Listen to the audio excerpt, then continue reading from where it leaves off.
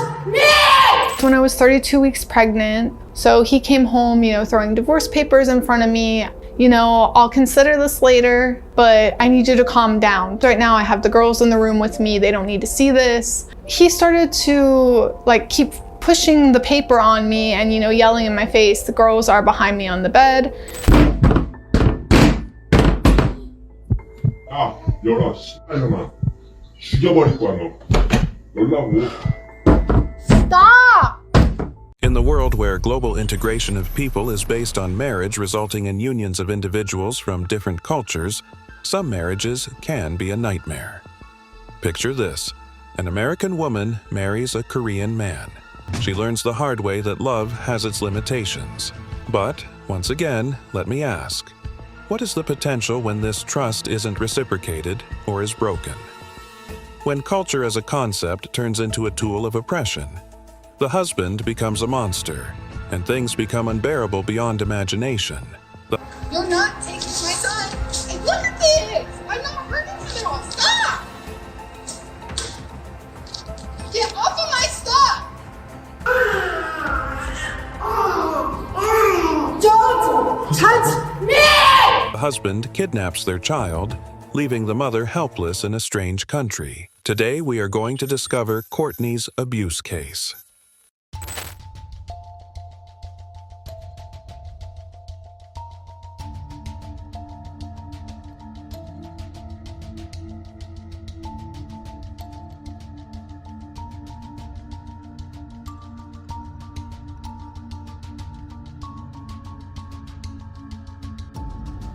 Family violence is a global problem which touches millions of females around the globe. However, when those females are foreigners who have moved to Korea to marry Korean men, the situation is even worse. It is a problematic reality for these women because in many cases they find themselves in circumstances which do not allow them to get away from the man who uses physical force against them.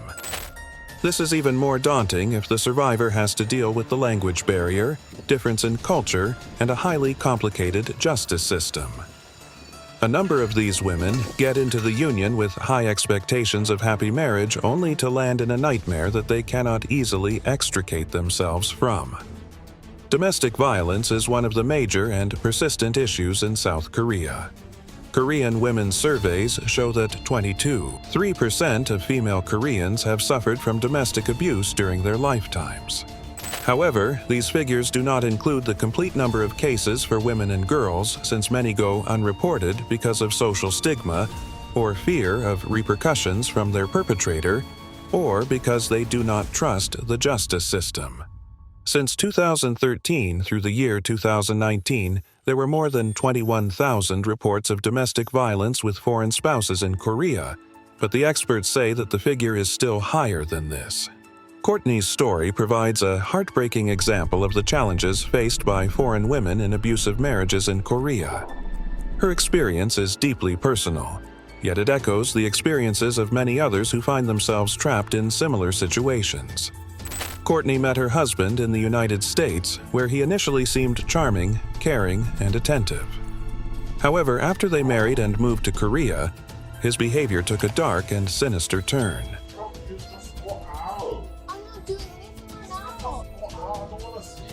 Once Courtney obtained permanent residency in Korea, her husband's demeanor changed drastically. 야, 열어, 씨발놈아. 죽여버릴 거야, 너. 열라고. Stop! He became increasingly controlling, verbally abusive, and violent. He frequently threatened to kick her and their children out of the house if she disagreed with him or failed to meet his expectations. When Courtney was 32 weeks pregnant with their child, her husband threw divorce papers at her, yelled in her face, and banged on a locked door for 20 minutes, screaming that he would kill her if she didn't comply with his demands. When I was 32 weeks pregnant, so he came home, throwing divorce papers in front of me. I'll consider this later, but I need you to calm down. Right now I have the girls in the room with me. They don't need to see this. He started to keep pushing the paper on me and, yelling in my face. The girls are behind me on the bed. The situation reached a terrifying climax when her husband physically assaulted her despite her advanced pregnancy. He doused her with water and forcibly undressed her in front of their daughters, an act of extreme humiliation and control. Courtney, terrified and without her phone, managed to escape to a nearby convenience store. The staff, recognizing her distress, helped her call the police. By the time authorities arrived, Courtney was experiencing early labor contractions due to the intense stress of the situation. She was rushed to the hospital where doctors worked to prevent her baby from being born prematurely. Even after the baby was born, the abuse continued unabated. Courtney's husband would shove her against walls and choke her while she held their newborn child, wishing for her death. Despite the clear signs of abuse, no one intervened, not even her mother-in-law, who turned a blind eye to her suffering. On May 1st, the situation took a dangerous turn. Her husband threatened to accuse her of child abuse, provoked her into a reaction, and even physically assaulted her while she was holding their son. In self-defense, she slapped him, but he exaggerated the incident for the camera, making it appear as though she was the aggressor. When the police arrived, her husband played the victim, using the footage to further incriminate her. This was all part of his calculated plan to strip her of her rights to their child. Despite her desperate pleas to the authorities, the police failed to protect her, leaving her increasingly isolated and powerless. Courtney's worst fears were realized as she watched her son being taken away, helpless to stop it. Returning home, she discovered that her husband's belongings and most of their baby's possessions were gone.